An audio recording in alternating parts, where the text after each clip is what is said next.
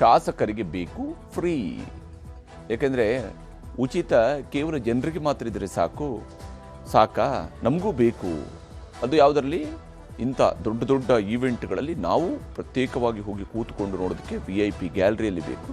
ರಾಜ್ಯದ ಜನ ಚುನಾಯಿಸಿರುವಂಥದ್ದು ಇವರನ್ನ ಅಥವಾ ಇವರ ಮನೆಯವರನ್ನ ಅಂತ, ಇವರ ಮಕ್ಕಳನ್ನು ಯಾರನ್ನ ಚುನಾಯಿಸಿರೋದು, ಯಾರಿಗೆ ಮತ ಹಾಕಿರೋದು? ಕರ್ನಾಟಕದ ಜನರು ಮತ ಹಾಕುವಾಗ ಇವರ ಹೆಸರಿನಲ್ಲಿ ಮತ ಹಾಕಿ ಇವ್ರನ್ನ ನಮ್ಮ ಪ್ರತಿನಿಧಿ ಅಂತೇಳಿ ಶಾಸನ ಸಭೆಗೆ ಕಳಿಸಿರ್ತೀವಿ. ಪ್ರಜಾಪ್ರಭುತ್ವ ಇರುವಂಥದ್ದು ಅದರ ಆಧಾರದ ಮೇಲೆ. ಆದರೆ ಇಲ್ಲಿ ನೋಡಿದರೆ ನಾವು ಪ್ರಜೆಗಳ ಜೊತೆ ಕೂತ್ಕೊಂಡ್ರೆ ಕಷ್ಟ, ನಮಗೆ ಪ್ರಜೆಗಳ ಜೊತೆ ಕೂತ್ಕೊಂಡ್ರೆ ನಾಚಿಕೆ ಆಗುತ್ತೆ. ನಾವು ಪ್ರಭುಗಳಿಗೆ ಪ್ರತ್ಯೇಕವಾದಂತಹ ಆಸನ ವ್ಯವಸ್ಥೆ ಇರಲಿ, ಅಲ್ಲಿ ಪ್ರಭುಗಳು ಮತ್ತು ಪ್ರಭುಗಳ ಮನೆಯವರು ಮಾತ್ರ ಇರಬೇಕು ಅಂತೇಳಿ ಪ್ರಜಾಪ್ರಭುತ್ವದ ಈ ಪ್ರಭುಗಳು ತಮ್ಮ VIP ಸಂಸ್ಕೃತಿಯನ್ನು ತೋರಿಸೋದಕ್ಕೆ ಹೊರಟಿದ್ದಾರೆ. ಮತ್ತು ಅದಕ್ಕೆ ಬೇಕಾಗಿ ಎಲ್ಲ ಮುಜುಗರಗಳನ್ನು ಬಿಟ್ಟು KCA ಅಧ್ಯಕ್ಷರನ್ನು ಕೂಡ ಕರೆಸಿಕೊಂಡು ತಮಗೆ ಬೇಕಾದ ಟಿಕೆಟ್ಗಳನ್ನು ಪಡಿಸ್ಕೊಳ್ಳೋದರಲ್ಲಿ ಯಶಸ್ವಿಯಾಗಿದ್ದಾರೆ.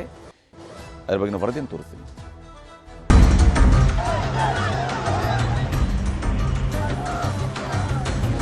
ಟಿಕೆಟ್ಗೆ ಅಂಗಲಾಚಬೇಕು ಆ ಸ್ಥಿತಿ ತಂದಿದ್ದಾರೆ. ನಮ್ಮ MLAಗಳಿಗೆ ಕೊಡಲ್ಲ ಸರ್. ಮೊದಲೆಲ್ಲ ಇತ್ತು ಸರ್, ಯಾರು ಟಿಕೆಟ್ ಕೊಡ್ತಾ ಇದ್ರು ಕಡ್ಡಾಯವಾಗಿ. MLAಗಳಿಗೆ ಒಂದು ಕುಂದ್ರಕ್ಕೆ ಒಂದು ಅವಕಾಶ ಮಾಡಿ ಕೊಡಿಸಿ ಸರ್.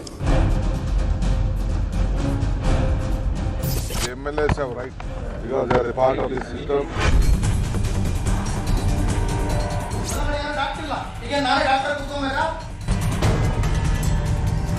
RCB ಅಬ್ಬರಕ್ಕೆ ಕ್ಷಣಗಣನೆ ಶುರುವಾಗಿದೆ.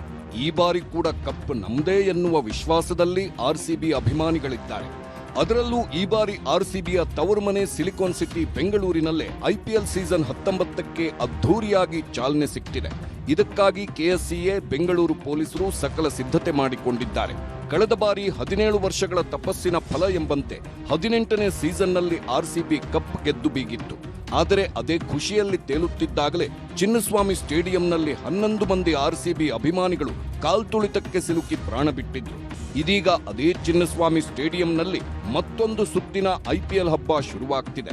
ಕ್ರಿಕೆಟ್ ಅಭಿಮಾನಿಗಳು IPL ಹಬ್ಬ ಆನಂದಿಸಲು ರೆಡಿಯಾಗ್ತಿದ್ದರೆ, ಇದರಲ್ಲೂ ನಮ್ಮ ರಾಜಕಾರಣಿಗಳು ಬಿಟ್ಟಿ ಟಿಕೆಟ್ಗೆ ಪಟ್ಟು ಹಿಡಿದು ಕೂತಿರೋದನ್ನ ಕಂಡ ಕ್ರಿಕೆಟ್ ಅಭಿಮಾನಿಗಳು ಕೆರಳಿ ಕೆಂಡವಾಗಿದ್ದಾರೆ. ಚಿನ್ನಸ್ವಾಮಿ ಸ್ಟೇಡಿಯಂನಲ್ಲಿ ನಡೆಯೋ IPL ಮ್ಯಾಚ್ ನೋಡಲು ಒಬ್ಬೊಬ್ಬ ಶಾಸಕರಿಗೆ ತಮ್ಮ ಹೆಂಡತಿ ಮಕ್ಕಳ ಜೊತೆ ಹೋಗಬೇಕಂತೆ. ಅದಕ್ಕೆ VIP ಗ್ಯಾಲರಿಯಲ್ಲಿ 4 ಟಿಕೆಟ್ಗಳನ್ನ ಕೊಡಬೇಕಂತೆ. ಬಜೆಟ್ ಅಧಿವೇಶನದ ವೇಳೆ ವಿಧಾನಸಭೆಯಲ್ಲಿ ಪ್ರತಿಪಕ್ಷ ನಾಯಕ R. ಅಶೋಕ್ ಮುಂದಿಟ್ಟ IPL ಟಿಕೆಟ್ ಬೇಡಿಕೆಗೆ ಪಕ್ಷಾತೀತವಾಗಿ ಸ್ಪೀಕರ್ ಸಮೇತ ಒಮ್ಮತ ಅಭಿಪ್ರಾಯ ವ್ಯಕ್ತವಾಗಿತ್ತು.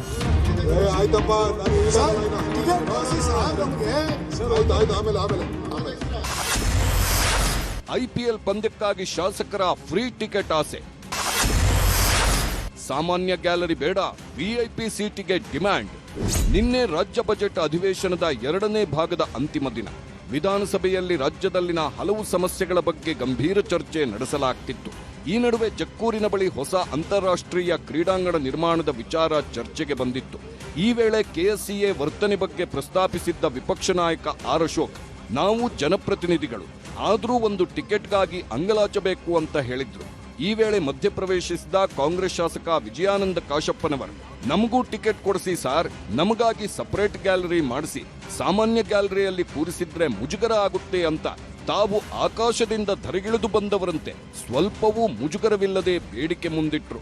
ಸ್ಟೇಡಿಯಂಗೆ ಜಾಗ ನಾವು ಕೊಟ್ಟಿರೋದು. ಏನ್ ಕೊಟ್ಟಿದ್ದೀರಿ ನೀವು? ಆರ್ಡರ್ ಕಾಪಿ ಕೊಡಪ್ಪ. ಆರ್ಡರ್ ಕಾಪಿ ಇದೆ ನನ್ನ ಹತ್ರ. ಏನ್ ಕೊಟ್ಟಿದ್ದೀರಿ ಅಂದ್ರೆ, ನೀವು ಕ್ರಿಕೆಟ್ ಆಡೋದಕ್ಕೆ ಟ್ರೈನಿಂಗ್ ಮಾಡಿ ಅಂತ ಕೊಟ್ಟಿರೋದು. ಅವ್ರಿಗೆ ಟ್ರೈನಿಂಗ್ ಪ್ರತಿ ವರ್ಷ ನೀವು ಟ್ರೈನ್ ಮಾಡಿ ಅಂತ ಕೊಟ್ಟಿರೋದು. ಏನ್ ಟ್ರೈನ್ ಮಾಡ್ತಾವ್ರ ಅವರು?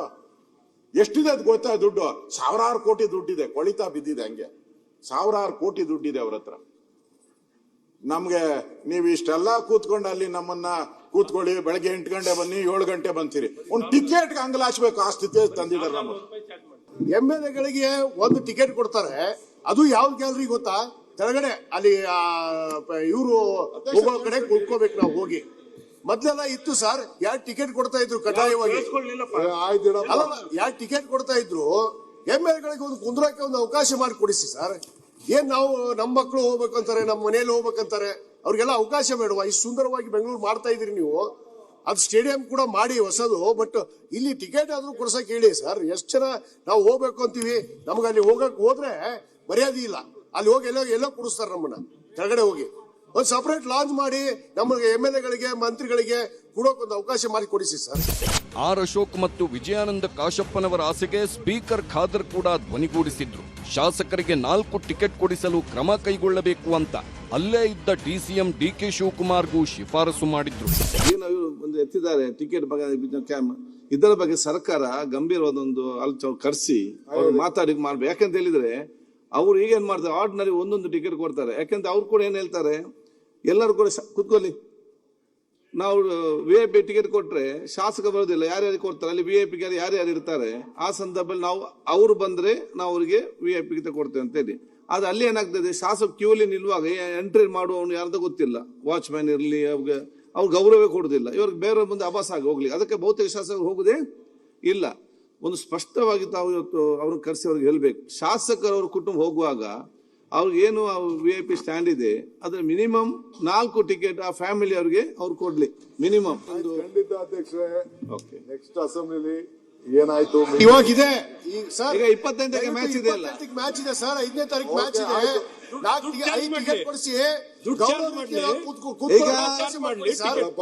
ಈಗ ಎಲ್ಲಾ ಶಾಸಕರು ಹೇಳುದಿಷ್ಟೇ, IPL ಟಿಕೆಟ್ ಅಂದ್ರೆ ನನ್ನ ಹತ್ರ ಬರಬೇಡಿ, ಡೆಪ್ಯೂಟಿ ಚೀಫ್ ಮಿನಿಸ್ಟರ್ ಹೋಗಿ ಅವ್ರು ಮಾಡಿಸ್ಕೊಡ್ತಾರೆ. ವಿಧಾನಸಭೆಯಲ್ಲಿ ಜನಪ್ರತಿನಿಧಿಗಳ ಈ VIP ಮನಸ್ಥಿತಿ ಬಹಿರಂಗವಾಗಿದ್ದೇ ತಡ. ಕರ್ನಾಟಕ ಮಾತ್ರವಲ್ಲ, ದೇಶಾದ್ಯಂತ ಜನಸಾಮಾನ್ಯರು ಕೆಂಡಾಮಂಡಲರಾಗಿದ್ರು. ಜನ ಬೇಸಿಗೆಯಿಂದ ನೀರಿಲ್ಲದೆ ಸಾಯ್ತಿದ್ದಾರೆ. ರಸ್ತೆ ಸರಿಯಿಲ್ಲ, ಅನುದಾನ ತಂದಿಲ್ಲ, ಗ್ಯಾರಂಟಿ ಹಣ ಬರ್ತಿಲ್ಲ, ಗ್ಯಾಸ್ ಸಿಗ್ತಿಲ್ಲ ಅಂತೆಲ್ಲ ಸಮಸ್ಯೆಗಳ ಸರಮಾಲೆ ಹೊತ್ತು ಮಲಗಿದ್ದಾರೆ. ಇಂಥದ್ರಲ್ಲಿ ನಿಮ್ಮ IPL ನೋಡೋ ಶೋಕಿಗೆ ಬಿಟ್ಟಿ ಟಿಕೆಟ್ ಪಡೆಯೋಕೆ, ಚರ್ಚೆ ಮಾಡೋಕೆ ವಿಧಾನಸೌಧನೇ ಬೇಕಾ? ಅಷ್ಟಕ್ಕೂ ಚರ್ಚೆ ಮಾಡೋಕೆ ನಿಮ್ಗೆ ವಿಷಯಗಳೇ ಇಲ್ವಾ ಅಂತೆಲ್ಲ ಸೋಷಿಯಲ್ ಮೀಡಿಯಾದಲ್ಲಿ ತರಾಟೆಗೆ ತಗೊಂಡ್ರು. ನಮ್ಮ ರಾಜ್ಯದಲ್ಲಿ ಅನೇಕ ಸಮಸ್ಯೆಗಳಿದಾವೆ. ನಮ್ಮ ಶಾಸಕರು ಮಂತ್ರಿಗಳು ಕೆಲಸ ಮಾಡಲಿಕ್ಕೆ ಕರ್ನಾಟಕದಲ್ಲಿ ಅನೇಕ ಸಮಸ್ಯೆಗಳಿದಾವೆ. ಆ ಸಮಸ್ಯೆಗಳಿಗೆ ಪರಿಹಾರ ಕಟ್ಕೊಡ್ಬೇಕು ಹುಡುಕೋ ಬಿಟ್ಟು, ಅಲ್ಲಿ ಅದರ ಬಗ್ಗೆ ಆಲೋಚನೆ ಮಾಡೋ ಬಿಟ್ಟು, ಅಭಿವೃದ್ಧಿಯ ಚಿಂತನೆಗಳನ್ನ ಮಾಡೋದು ಬಿಟ್ಟು, ಇವತ್ತು ನಮಗೆ ಟಿಕೆಟ್ ಉಚಿತವಾಗಿ ಕೊಡ್ಲಿಲ್ಲ ಕ್ರಿಕೆಟ್ ನೋಡ್ಲಿಕ್ಕೆ ಅಂತ ಹೇಳಿ ಅದೊಂದು ದೊಡ್ಡ ವಾದ ಮಾಡ್ತಾ ಕೂತಿದ್ರಲ್ಲ, ನಿಮ್ಗೇನಾದ್ರೂ ಕನಿಷ್ಠ ಜವಾಬ್ದಾರಿ ಇದೆಯಾ? ನಾಚಿಕೆ ಆಗ್ಬೇಕು. ಏನಪ್ಪಾ ಅಂದ್ರೆ ಇದು ಅವ್ರ ತಪ್ಪಲ್ಲ, ಇಂಥ ನಾಲಾಯಕರನ್ನ ನಾವು ಮತ ಹಾಕಿಸಿದೇವಲ್ಲ, ಇದು ನಮ್ಮ ತಪ್ಪು.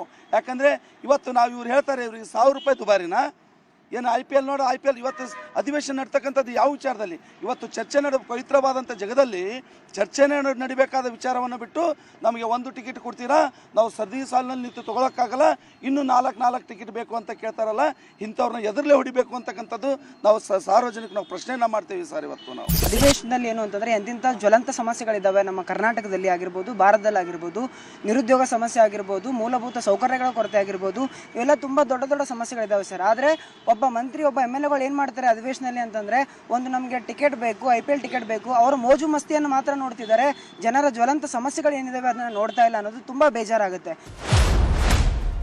IPL ಟಿಕೆಟ್ಗಾಗಿ ಬಿಜೆಪಿಗರ ಇಬ್ಬಗೆ ನೀತಿ, ಕಾಂಗ್ರೆಸ್ ನಾಯಕರ ಟಿಕೆಟ್ ಸಮರ್ಥನೆ. ಇನ್ನು ವಿಧಾನಸೌಧದಲ್ಲಿ IPL ಟಿಕೆಟ್ ನಮ್ಮ ಮನೆಯವರಿಗೆಲ್ಲ ಬೇಕು ಅಂತ ಖುದ್ದು ಆರ್ ಅಶೋಕ್ ಹೇಳಿದ್ರು.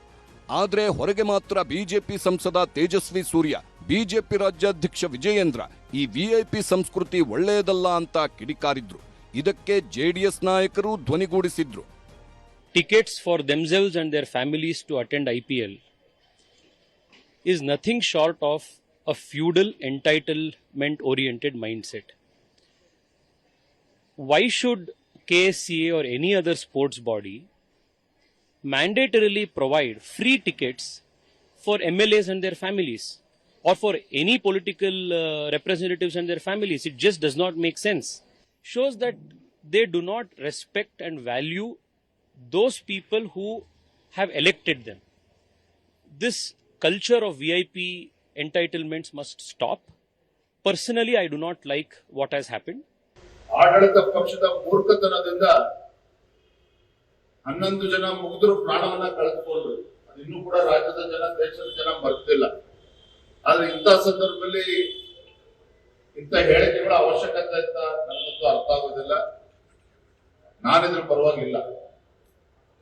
ಒಬ್ಬ ಶಾಸಕ ಆಗಿರ್ತಕ್ಕಂಥವ್ರು, ಜನಪ್ರತಿನಿಧಿ ಆಗಿರ್ತಕ್ಕಂಥವ್ರು, ಜನಸಾಮಾನ್ಯರಿಗಿಂತ ನಾವು ವಿಭಿನ್ನ ಆಗಿದ್ದಾರೋ VIP ಅಂತಕ್ಕಂಥದ್ದು ಅದು ಖಂಡಿತ ಇದು ಒಳ್ಳೆ ಬೆಳವಣಿಗೆ ಅಲ್ಲ.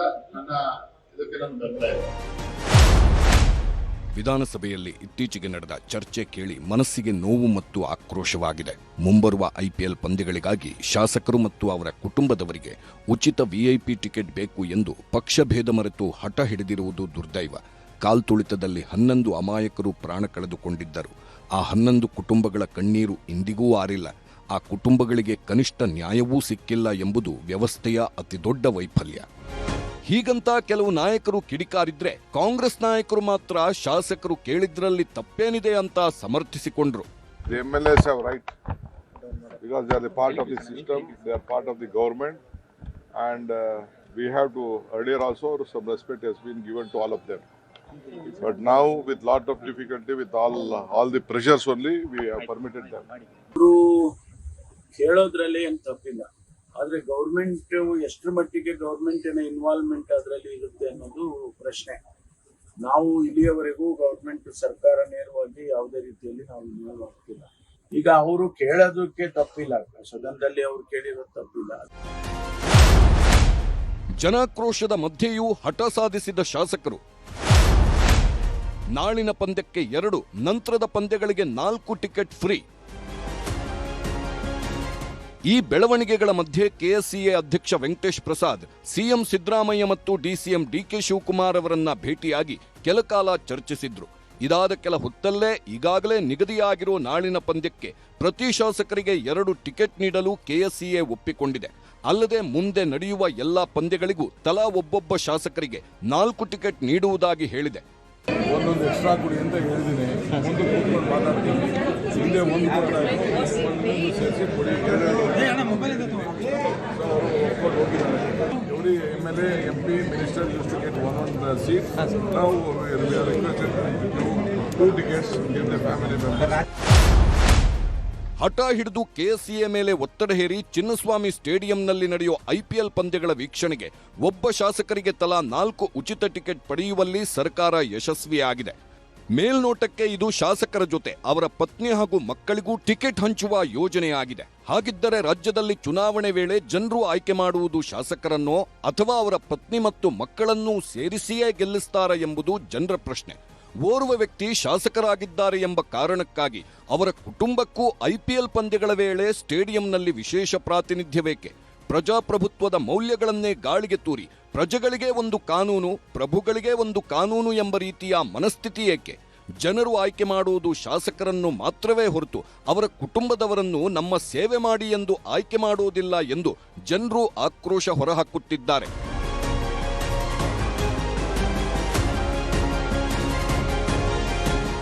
ಸದನದೊಳಗೆ ಹಕ್ಕು ಪ್ರತಿಪಾದಿಸಿ ಟಿಕೆಟ್ ಗಿಟ್ಟಿಸಿಕೊಳ್ಳುವಲ್ಲಿ ಶಾಸಕರು ಯಶಸ್ವಿಯಾಗಿದ್ದಾರೆ.